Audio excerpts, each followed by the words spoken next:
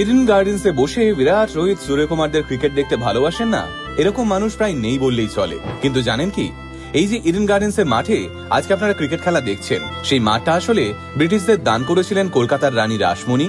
হ্যাঁ, ঠিকই শুনলেন, আজ যে জায়গাটায় ইডেন গার্ডেন্স রয়েছে সেখানে একটা সময় ছিল রানী রাসমণির সাধের মাড় বাগান। আর সেই মাড় বাগানকেই ব্রিটিশদের দান হিসেবে দিয়েছিলেন রানী রাসমণির স্বামী বাবু রাজচন্দ্র দাস, তাও আবার খুবই বিশেষ একটা কারণের জন্য।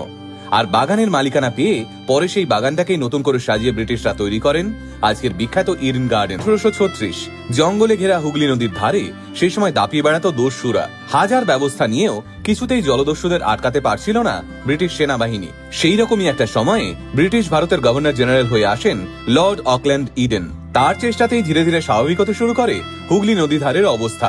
এরপর 1841 সালে ভারতে আসেন লর্ড অকল্যান্ডের দুই বোন এমিলি এবং ফ্যানি ইডেন। তবে কলকাতায় পা রেখেই এই দুই ব্রিটিশ তরুণীর সমস্যা শুরু হয়। কলকাতার এই গরমে তারা মানিয়ে নিতে পারছিলেন না, তাই তারা চাইছিলেন এমন একটা জায়গা যেখানে খোলা হাওয়ায় বিকেলবেলা হেঁটে ঘুরে বেড়ানো যায়। সেই রকমই একটা সময় হঠাৎ করে অসুস্থ হয়ে পড়েন রানী রাসমণির ছোট মেয়ে জগদম্বা। পুরো কলকাতায় একেবারে হইচই পড়ে যায়। খবরটা গিয়ে পৌঁছয় লর্ড অকল্যান্ডের বড় বোন এমিলি ইডেনের কানে। খবর পাওয়া মাত্রই রানী রাসমণির বাড়ির দিকে ছুটে যান এমিলি ইডেন এবং সেখানে গিয়ে জগদম্বাকে সুস্থ করে তোলেন এমিলি।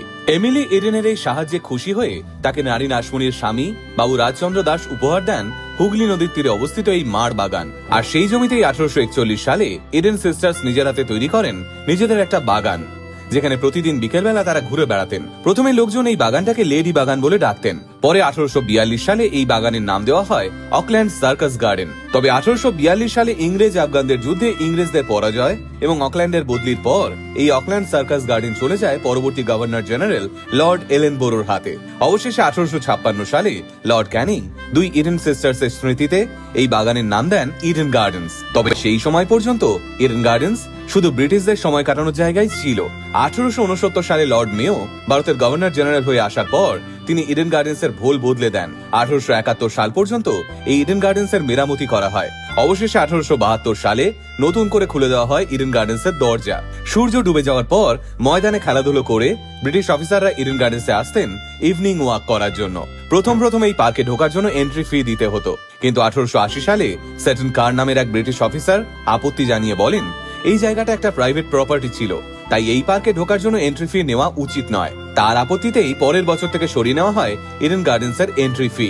আগেই ইডেন গার্ডেন্সে ছিল লর্ড অকল্যান্ডের একটা মূর্তি, তবে পরে সেটা সরিয়ে নিয়ে যাওয়া হয় হাইকোর্টের সামনাসামনি জায়গায়। ইডেন গার্ডেন্স এর একটা বড় অংশ নিয়ে পরে তৈরি হয় নেতাজি ইনডোর স্টেডিয়াম এবং আকাশবাণী ভবন। ব্রিটিশ কলকাতায় ইডেন গার্ডেন্স কে বলা হতো প্রমেনাদ, অর্থাৎ এমন একটা জায়গা যেখানে সবাই অলসভাবে হেঁটে বেড়ায়। আজ থেকে প্রায় 179 বছর আগে ব্রিটিশ সাহেব আর কলকাতার ধনী বাবুদের জন্য বিকেলবেলা এই ইডেন গার্ডেন্স এর সামনেই বাজতো ব্যান্ড।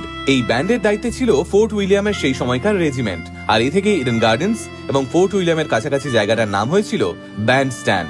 সঙ্গেই 1854 সালে বার্মিজ যুদ্ধের পর বার্মার প্রোম থেকে ইডেন গার্ডেন্সে নিয়ে আসা হয় বিখ্যাত সেই বার্মিজ বৌদ্ধ প্যাগোডা, যা আজও ইডেন গার্ডেন্সের শোভা বাড়াচ্ছে।